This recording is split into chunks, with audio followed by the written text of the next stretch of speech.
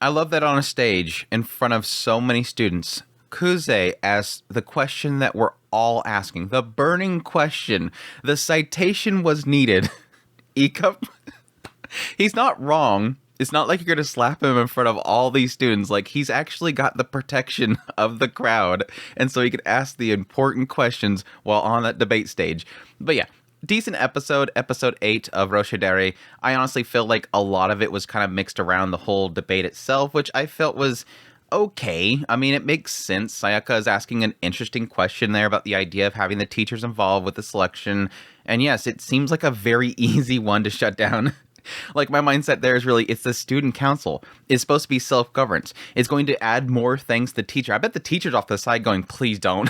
Please don't make us involved. We don't want to get involved. Please, we got too much stuff to do. We don't get paid enough. We don't want to get involved in your stupid stuff here. This is for you guys to actually learn how to govern yourself. The whole concept of the student council itself is for that. The moment you get the teachers involved, it loses all of its value. I honestly feel like a lot of the things that are kind of pressed upon student councils and the concept of it, and essentially what it kind of opens the door to in the future, as it's typically kind of done in at least Japanese schools.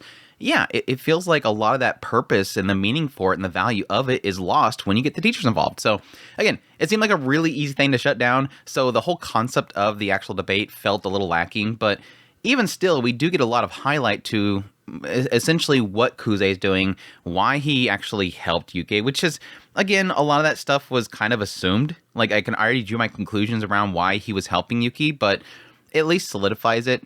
And even though the two of them don't really want to come out and say exactly what they feel, I mean, Alya's over here, she's saying it in Russian, which, by the way, how that guy keeps a straight face whenever she does these things is crazy. I mean, most of the time he does kind of get a little flustered, but because it's you.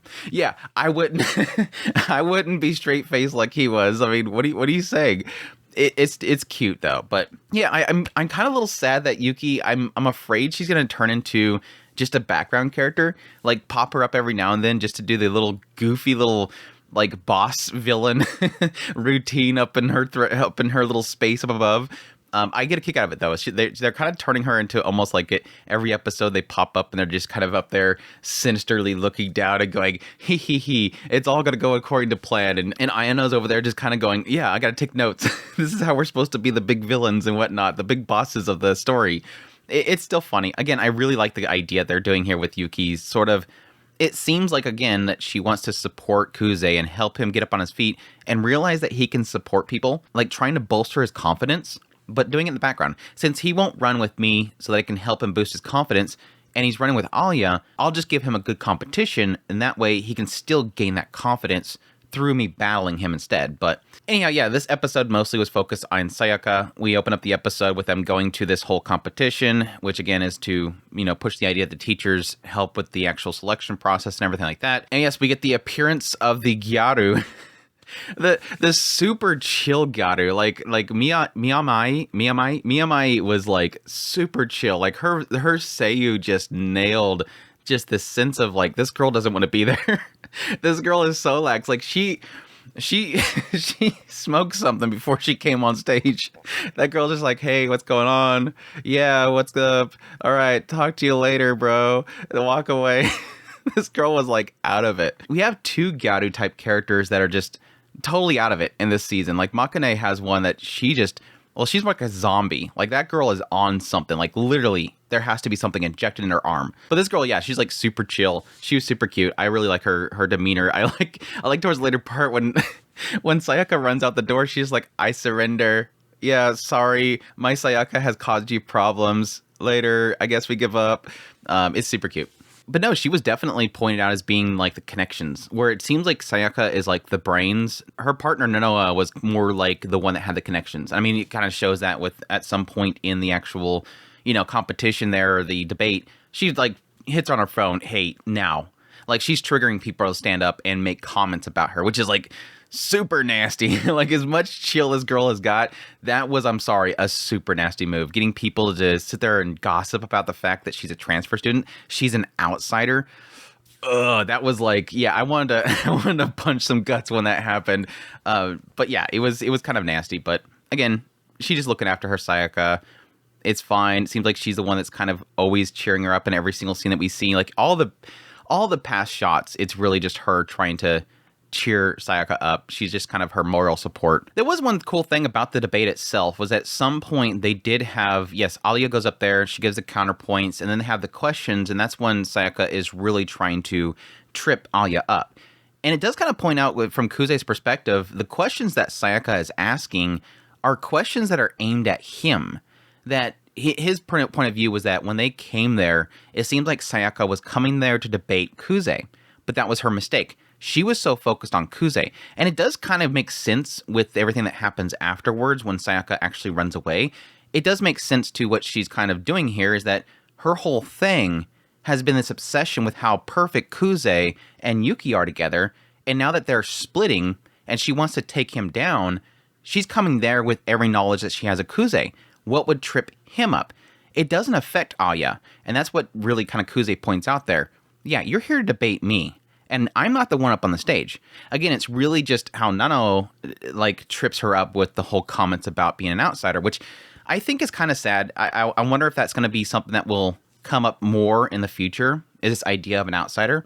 Because when Alya first comes up there on the stage, yes, she does fear that she's going to trip up, that she's not going to be accepted. Just like this whole issue with the baseball team and the soccer team. When that happened, nobody listened to me. I was the outsider. And then, yes, Kuze comes up there and says, hey, are you really an E-Cup? He needed a citation cleared up. You know, Yuki did say that you're an E-Cup. I need a citation. So, you know, ask that question. It kind of calms her down, calms her nerves, but she gets tripped up really easy again. And again, it just seems like that was going out of its way to point out the idea of an outsider. And I'm curious if that's going to be something that will come up again. Yes, Alya is seen as a queen. She's very popular. She's very beautiful. All these things. But she's also somebody that doesn't talk much. He even points that out. You don't talk much. He cracks the jokes about the don't talking much. You lost your voice. Yeah, everybody kind of laughs along with it because, yes, Alya is not very known for communicating much. She's somebody that people have not talked too much. And that's a thing that she has to get over. But yes, that also comes the idea that she is a transfer, that she's not very well known. A lot of people don't have a base of knowledge of her. They have a base of knowledge of Sayaka, because a lot of them graduated their previous schools where they were, competing to become student council, and they're now in this school together. So people have a knowledge of her. They don't have a knowledge of Alya. So I'm curious if that'll come up again in the future, this idea of an outsider, a transfer student, all that kind of stuff. But yeah, the meat and potatoes of the episode is Sayaka running off and Alya rushing after her, and then us getting a clear idea of what's going on with Sayaka. That yes, in fact, Sayaka knows, like many other people, that you cannot beat the ship of Kuze and Yuki. You can't beat Wincest. They were the perfect pair. They were so perfect together. They're so amazing. I knew immediately that I couldn't compete against that, and I gave up. But then Kuze betrayed me. As much as I loved their pairing, Kuze betrayed that and went off with that Alya girl. He betrayed Wincest and went off with Alya, and that made her mad. But no, honestly, truthfully, yes, it does seem to be a lot of a sense of there was a side of me that almost felt like it was almost saying that Sayaka seeing Kuze as somebody that she liked, and she gave up once she realized how perfect Kuze was with Yuki. But I think there is an element here that she just has this massive amount of respect. I mean, it's just what Alya says later on. She respected you a lot. She respected how amazing Yuki and Kuze was together. And she gave up. This betrayed it in the idea of him just basically going with somebody else. And there's a side of me that almost feels like this is kind of a lacking little situation here. Like all this buildup, like this episode was almost wasted just basically ranting. Like just this girl just being unhinged. Just her doing something stupid. Because yeah, technically, she called this massive assembly. All these students got pulled in here, wasting their afternoon just for like 2 speeches and 1 question, just because she's running a tantrum. There is an element here of like, wow, this is a bit much just for her just throwing a fit. But again, that's human nature. She was jealous, she was frustrated, and she was angry. I like even the idea that when Alya is questioning it, she's like, it's nothing to do with you. It was my own fault, my own ideals. Like, I caused this. It was just me. I messed up. But again, opposite to this, I do feel is a little bit lacking in the idea that they did have a lot of emphasis being put on Sayaka and all this kind of stuff. I think the better thing that comes from this whole situation is getting a little bit more into why Kuze was actually helping Yuki. yes, when Alya actually confronts Kuze and says, why are you helping me or whatever, there's a difference here. I'm helping Alya because I want to do something together with her. I want to overcome this. I want to go on this challenge. Whereas with Yuki, yes, we finally confirmed the idea that it seems like he was doing it out of sort of a guilt. That way back here, when he left the house and left Yuki behind, he felt guilty there. So the assumption here is that, yes, the whole situation happened with the parents. They broke up, and then Kuze said, okay, I'm going to go with Dad. I want to go with Dad. I don't want him to be alone. The assumption there is that he didn't want his father to be alone. That, yes, for sure, Yuki was going to stay with the mother. That's the house. That's the So family. There's plenty of money there to take care of her because she's sick. But Kuze didn't want his father to go alone, so he went with his father. And he felt like he abandoned Yuki, that Yuki really was relying on him and he left her. So when they're in school together and Yuki comes to him and says, hey, help me, I want to become student council president, he's like, yeah, out of guilt. Because I abandoned her once before, I won't abandon her again. I'm going to help her now. And then that turns into essentially him beating himself up. He says basically it was a form of self-abuse. While everybody else over here, again, Sayaka with Nanao, they were over here trying really desperate to seek out their dreams of being student council president. I was there for self-guilt. I was there because I just was feeling guilty about leaving Yuki, and I wanted to support her. Now is different. Now is a different thing. Back here, I couldn't say no, but here, I'm doing it because I want to do it. And yeah, it does make you kind of see that there is a change here, that Kuze no longer feels that he needs to support Yuki like that.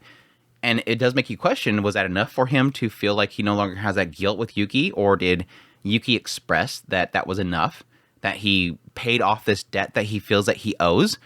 That's the question mark. I really feel like enough for him to help Yuki before was guilt. Why doesn't he feel that guilt now? I am kind of curious if that's something they'll get into. It seemed like it was enough back here. Why isn't it enough now? What changed that he feels like he no longer has to do that for Yuki? Does he feel like Yuki's in a better place? She's no longer sick. He's paid that debt. That's the question mark. But yes, he asked Alya, same question to you. Why did you choose me? Because it's you. Again, how this dude keeps a straight face is crazy. But at least he got the answer afterwards. Oh yeah, by the way, that question that you had for me, why did you ask that? I almost felt like he was going to say it was Yuki. There was a side of me that was going to be saying, yeah, somebody brought it up. Who? Yeah, Yuki brought it up. She said that she's pretty positive that you're E-cup, but I wanted to make sure. No, you're barely right. Barely right. My question there was which direction? It's barely. It's just almost there. Is it which way? Anyways, yeah, that was a goofy little in there, but yeah, good little episode. Like I said, not the best episode. I would definitely say this is probably the least best episode of all the episodes. Like if you ranked them, this is probably at the bottom of it. Again, I felt like the whole debate itself was a bit much. I felt like Sayaka's whole thing is, while understandable, again, this is a fit of jealousy. This is a fit of just her throwing a tantrum. Again, having massive respect for somebody, putting them on a pedestal, seeing them as the rival character, and then they don't meet your expectations. Or you feel like they're not meeting your expectation. That's really the key thing here. It's not necessarily an aspect of that Kuze being with Alya is something that Sayaka's going to see as less. It's just more of a thing is that she assumes that Alya is not a good target. Right here, she gains respect for Alya. As she's leaving, again, Nanao walks up there and says, let's apologize to them later on. She's really a good girl, right? Alya is even getting a bolstering from this, which is a positive thing that come from this. Alya's saying, I will meet your expectations. You don't feel like I'm as good with him as Yuki was with him. I'll make sure that I prove myself to you. It's a good little thing here. It's a mutual respect, despite the fact that this is kind of a very childish tantrum situation here. I forgot where I was going with that, but yeah, it was just not a great little story arc, not as an impressive story arc as everything else that's been in this series so far. So we'll see where it goes from here. I'm really curious as where we're going to kind of get to at the end of this series, and I'm really assuming at this point, since we only have 4 more episodes left, 12, 11, 10, 9. Yeah, 4 more episodes left. I'm really curious if the wrap up this whole thing is going to be probably getting into So family. Just kind of wrap up that whole situation with the sister, what she went through, if she was ill, him leaving the house, wrapping up all that stuff, or if it's going to actually get to the student council elections, because I think they have enough time at this point, but they have to get into it now. But we'll see. But anyhow, that's my thoughts on episode 8 of Alya, sometimes hided or filling in Russian. Hope you guys enjoyed this video. As always, if you did, hit that like button down below, comment, let me know what you thought of the episode. If you're new here, make sure to subscribe before you leave. If you like this content and you want to support the channel more, I have links in the description below. Greatly appreciate it, but it does. Until next time, y'all take care.